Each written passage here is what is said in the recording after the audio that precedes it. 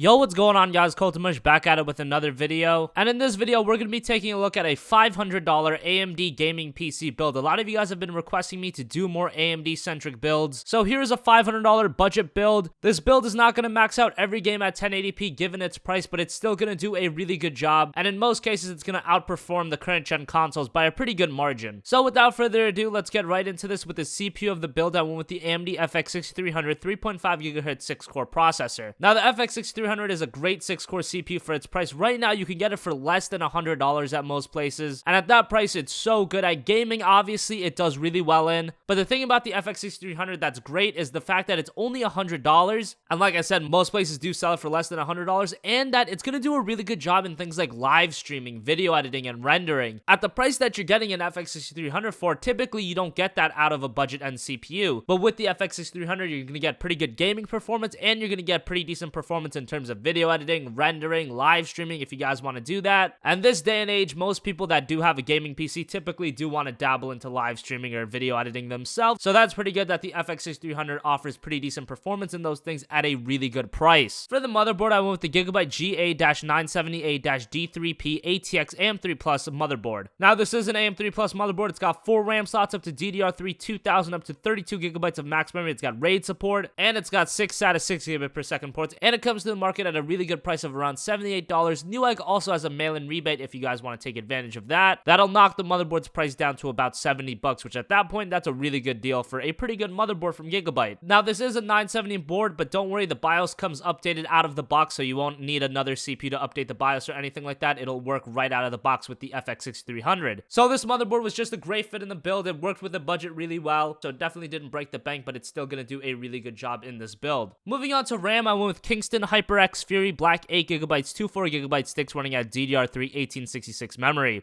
Now, the HyperX Fury Black is some of the best RAM you can get on the market right now, and it comes at a really good price. You can get this 8GB kit of RAM for $43 on Amazon right now, which for 8GB of RAM is an absolutely ridiculous deal. And for a budget end build, 8GB is exactly the amount you have pretty much for any build under $1,000. I'm going to recommend 8GB of RAM. It's so freaking cheap that even at a $500 budget, you can easily fit in the HyperX Fury Black, and you don't really need any more than 8GB. Even with games like Star Wars Battlefront recommending 16GB, I've played that game with 8GB of RAM and I've had absolutely no problems. 8GB of RAM is that sweet spot right now. I don't see games really requiring 16GB of RAM for a very, very long time. So for now, 8GB is going to work just fine, but like I said, the motherboard does have 4 RAM slots. This HyperX Fury Black is 2 4GB sticks, so in the future, if you do want to go for a 16GB configuration, you will have that option open to you. Moving on to storage, I went with the Western Digital Caviar Blue 1TB 3.5-inch hard drive. $52 for a Caviar Blue 1TB, not much more to say. I've recommended this hard drive so many times, and it's the go-to hard drive for budget end builds. Obviously, no SSD in this build. It's just too expensive, and you're not going to get enough storage, especially considering this is a gaming PC. So you're probably going to be the kind of person that's going to go on Steam, buy a bunch of games, download a bunch of games, and these days, game file sizes are just getting bigger and bigger. You're seeing games that are 50, 60, even 70 gigabytes sometimes if you download DLC and all that kind of stuff. So you definitely want at least a terabyte, and the fact that the Caviar Blue is only $50 makes it a pretty good option in this build. Moving on to the video card, I went with the Gigabyte Radeon R7 370 2GB WINDFORCE video card. This is around $120 to $130 depending on where you shop, and the R7 370 is a very good video card for 1080p gaming. No, it's not going to max out every game at 1080p, but I was able to play The Witcher 3 on this video card at 1080p with a mix of medium and high settings, and I was able to get 35 to 40 frames per second, which is definitely playable and much better than a console. If you're playing The Witcher 3 on a PlayStation 4, that game dips in frame rate so much you're going to 20, even 15 frames sometimes on the console. The R7 370 can also run games like Star Wars Battlefront, Call of Duty. All the latest games are gonna run really well on it. Sometimes not max out, but when you're getting a GPU for a price like this, you're not expecting to max out all the latest games, but still you're gonna get really good performance and really good settings out of your games. Moving on to the power supply, I went with the XFX 550W 80 Plus bronze certified ATX power supply. This power supply is about $50 on Newegg right now. Really good price for a power supply like this. 550 watts is a great amount to go with, because in the future, if you do want to upgrade the R7 370, say sell that off and pick up like a 380, then this XFX 550W is still gonna be enough to power that 380 or whatever graphics card you go with. And it just comes at a really good price, and I thought it was a good fit in the build. Finally, for the case, I went with the NZXT Source 210 Black ATX mid-tower case. I absolutely love the Source 210 from NZXT for budget builds. It's less than $40, and it's gonna do a great job. Aesthetically, it doesn't look amazing, but it's not repulsive or anything, and it's such a great mid-tower case for the price price that you're getting it, that you really can't go wrong with it, considering you're only paying around $38 to $40. It's just a great deal. So that's gonna wrap up this video, guys. As always, thank you for watching. If you have a request for a future video, leave it in the comment section down below. And as always, guys, have a great day, and I'll catch you guys in the next one. Peace out.